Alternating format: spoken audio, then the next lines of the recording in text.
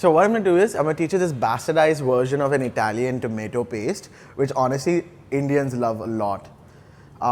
Because it is not actually Italian, it is quite Indian in terms of flavors because, you know, we stuff it with spice, with like chilies, with oregano, nothing like what an Italian would do, because if they see me do this, they will kill me. So what I've done is I heat some olive oil in a saute pan. To this, I'm just going to add a spoon of garlic, a heaping spoon of garlic.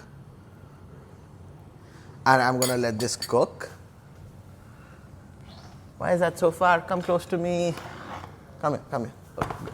I'm a really messy person. Okay, yeah, it's there now. So I'm going to let this cook nicely, slightly brown and sweat. Actually, not browning, I'm just going to let it sweat. To this, I'm going to add tomatoes. So I'm going to let this tomato cook and let the water escape out in the garlic itself. So as the tomato is cooking, I'm going to add a pinch of salt to release those waters. And with my spatula, I'm just going to crush it a little bit. So now I'm reduced the heat and I'm just put a lid on, and I'm going to let the water itself like steam the tomatoes in a way and kind of mush it up. So while the tomatoes are cooking, I'm going to start plucking out some fresh basil for the tomatoes.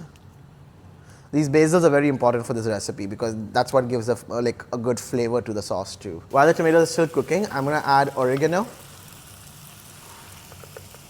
Yeah, a lot of oregano, right? And chili flakes are a little bit of that kick that I want. And in this goes the basil. And then I'm going to top it off with a little bit of water for the tomatoes to cook within itself. And once again, the lid goes on. So we can see like a lot of the elements like this garlic, the tomato are still raw. So we want to cook this further, and while cooking it, we are mashing it so the water also is cooking the tomatoes and the garlic. And we're going to mash it nicely till the water evaporates.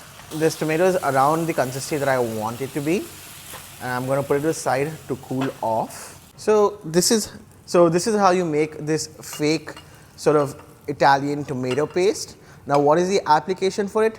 Why don't you come to my next video where I'm going to show you how to properly plate mozzarella for your cheese platter.